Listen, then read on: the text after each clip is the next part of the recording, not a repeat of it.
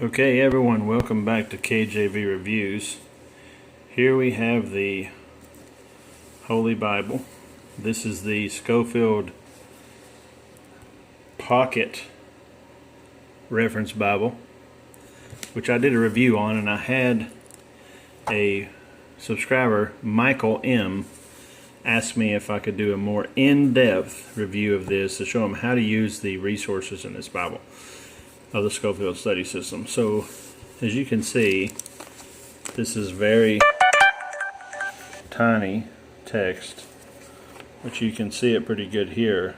But I'm going to switch over to this local church vinyl back version that has a lot larger text, so it'll be easier for us to use this Bible. So that's what I'm going to do. Okay, so we're gonna look at the book of Nehemiah, because this is where I found there's some interesting things here. There's a footnote. There are some of the subject references which you find here, which I'm going to explain, and just regular old cross references. Okay, so trying to get in here where there's not a lot of shadow. So the way that you use the Scofield Reference Bible is you'll be reading along in your text, and you'll come along a letter. And those letters are listed in this center column reference in alphabetical order. As you can see, it goes A, B, C, D, E, F, G, H, and on, so on and so on. So here in this, now on the 24th day of this month, the children of Israel were assembled with fasting and with sackcloth and earth upon them. And right before this word, this, there's an A. It says, see Nehemiah 8:14. Well, we're in chapter number 9, so we can flip back over and look at verse 14 here in chapter 8. They found written in the law which the Lord had commanded by Moses, that the children of Israel should dwell in booths in the feast of the 7th month. So it tells this month, okay? So it goes back and gives you a reference for that. Now, one of the main things that's cool about the Scofield Bible is this, right here. When you look over in your text, in verse 2, and the seed of Israel separated. So you see that B right here beside separated. If you come up here, you'll see a word beside the letter B in italics. That is a doctrine or a theme or a subject about separation. And this is what the Scofield Chain Reference Bible is referring to when it says chain references, because it takes this subject in a chain all the way from the beginning to the end of the Bible. Okay? So, here it says separation, and it says the next verse in the chain would be Nehemiah 13:3. But it always lists in parentheses the first mention of that subject, Genesis 12:1, and 2 Corinthians 6:14 through 17. So every time you'll see a chain reference on separation, it will list immediately after it the next verse in the chain, and it will always show you the first and last instances. So for example, we go to Nehemiah 13:3.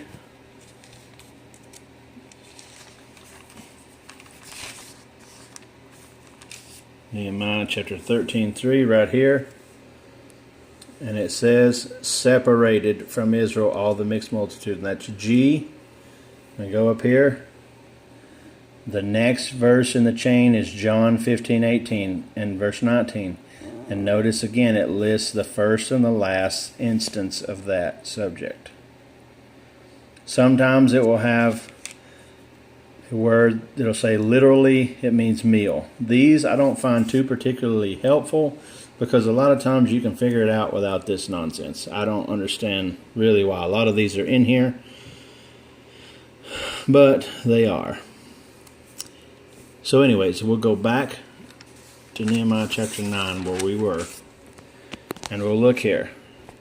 So anytime there's italics out here, like here's Bible prayers. We looked at separation. Here is Bible prayers. And this one has Old Testament in parentheses. That just tells you that this is a subject only in the Old Testament.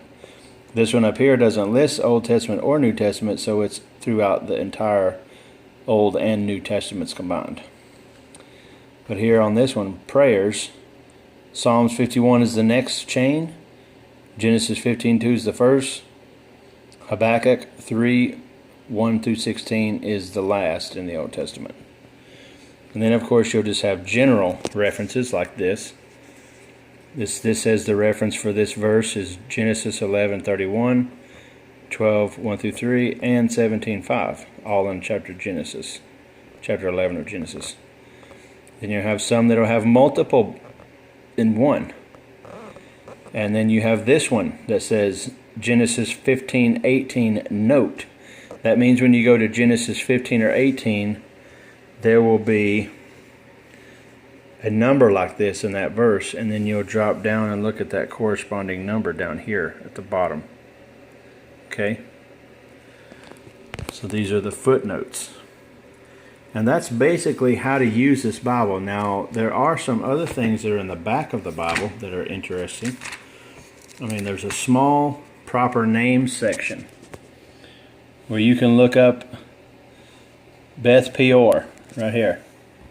And it'll tell you it's a temple in Peor. It's in Deuteronomy 3:29. So you can come through here and look at certain names like Isaiah right here. It means salvation of Jehovah. Or it also is Esaias, which the Lord refers to in the New Testament.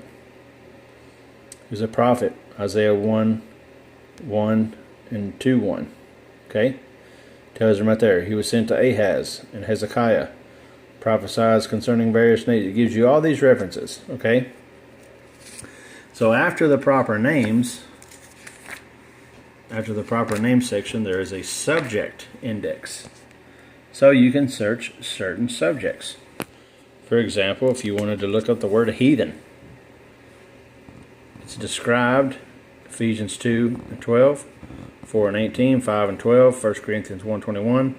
Here it says the gospel was preached to the heathens, and it gives you references, the conversion of a heathen, and it tells you right here, see? So there's little studies you can do.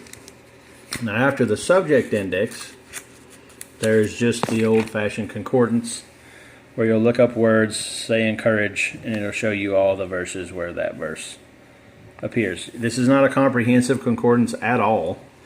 If you want something like that, you can get on eSword and use your Strong's, or you can use I have a Cruden's concordance and a Strong's, but I like the Cruden's because it's smaller and easier to use. Okay, so after that, there are maps, which everyone knows how to use a map. You look at it and find what you want. If you're wanting to find where Athens is, there she blows. Alright, so everybody knows how to use maps. Every map is different. Not sure where local church got these maps from. But that's basically how to use the old Scofield Bible.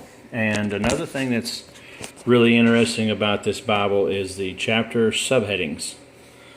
All these chapters are broken down into subheadings, and those are really helpful. What else is helpful is the dates that are here. These dates were compiled by Bishop Usher. Okay? And, of course, it'll tell you up here the first verse that appears on the top left of the book, of this page, and the last verse that appears on the bottom right. Tells you the book name and the page up here.